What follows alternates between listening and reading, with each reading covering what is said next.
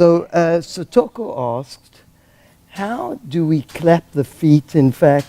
Where does the movement emanate from? Where does it come from? So Sotoko, you want to really get nice and deep, keeping those shoulders in a relaxed position and using some back extension to prevent this excessive rounding in the thoracic spine. So for me, I'm actually using quite a bit of back extension and stabilizing those scapula. The hands just rest on the feet. Now, where do the feet face? We don't want this kind of clapping, because what that encourages is a supinated position of the foot, or an inverted position of the foot. What you want is a natural line of the foot. You can see that natural line of the foot. And then, yes, the movement comes from the adductors. So it's clap, clap, clap, clap, clap, clap. It doesn't have to touch like that. It's more like relax, relax, relax the foot. It's not a hard point. It's a soft foot. And they just clap together with the movement coming from the hip joint. We also don't want this clapping of the foot like that.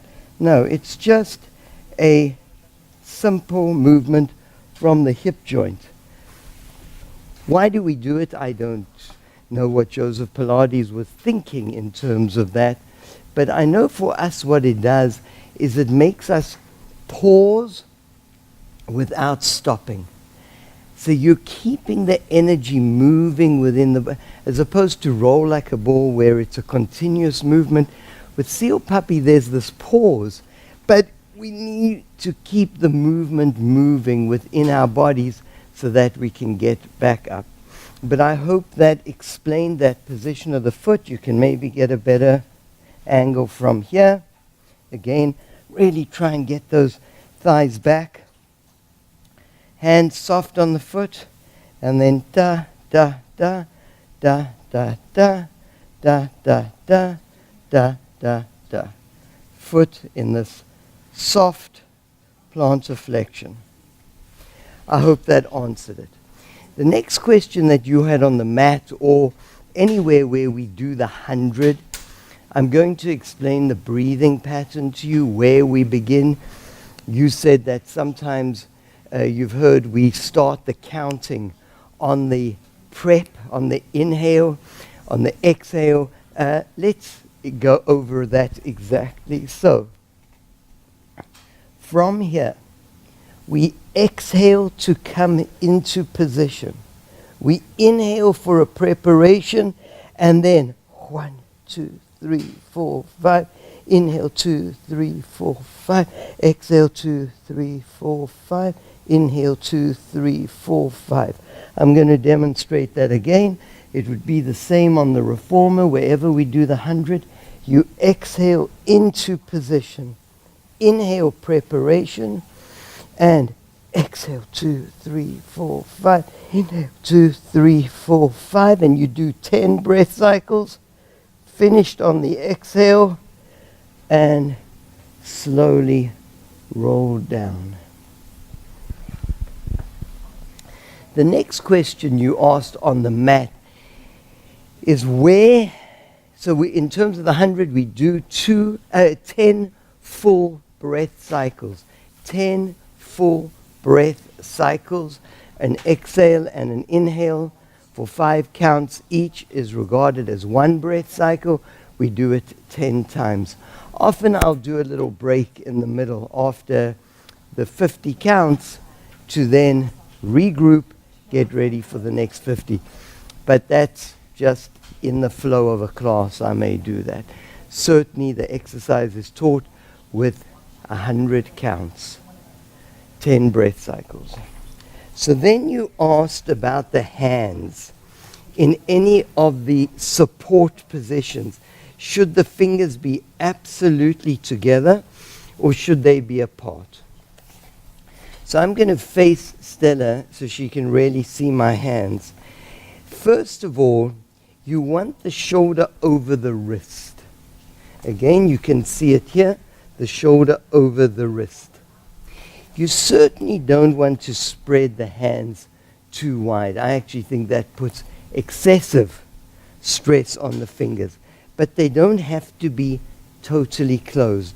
They can just spread slightly.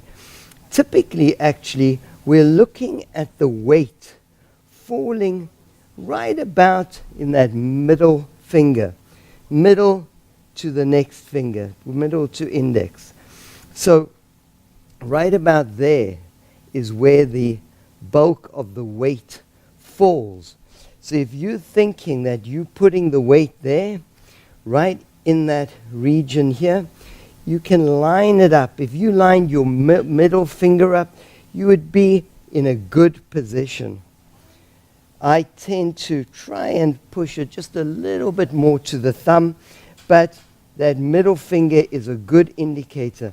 And if the fingers spread just slightly, to not hold them like this, but also not spread too wide, just slightly spread. It's a comfortable, natural position, and it'll allow you to also just press the fingertips into the mat, which engages the flexors of the wrist and helps us against this dropping into the wrist and putting excessive pressure on that wrist joint. So just a little bit of pressure into the fingertips will allow us to engage these flexors. Again, not too wide, not completely together, just a little bit spread on the mat to give us a nice, stable base of support. Were there any other questions on the mat? I believe that was it for the mat. So I'm going to now move on to a question you had on the spine corrector. And I'm going to put the spine corrector on the mat for you.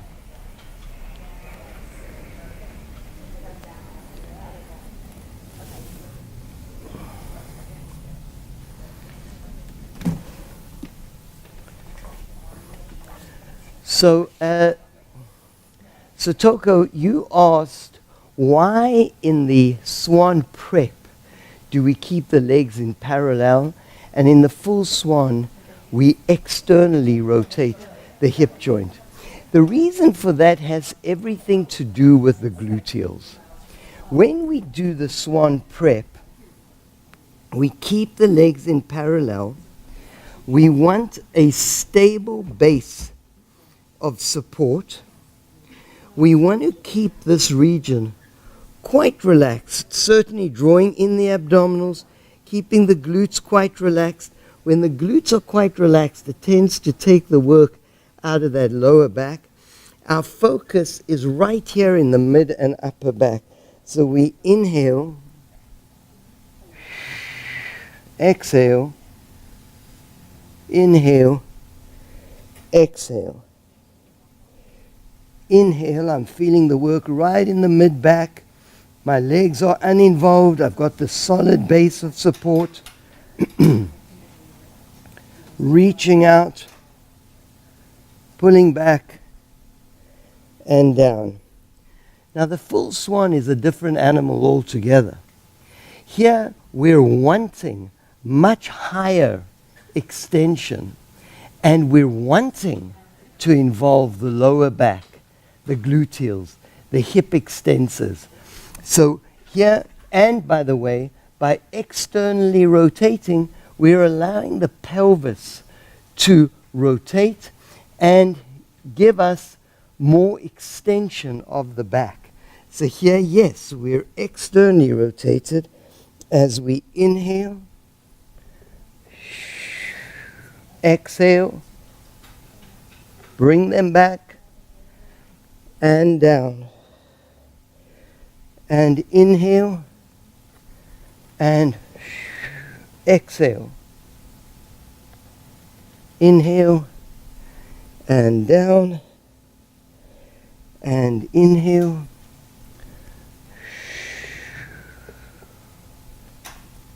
Keeping that height as you bring the hands back behind the head. And exhale. I hope that made it clear to you. So we've done the mat exercises and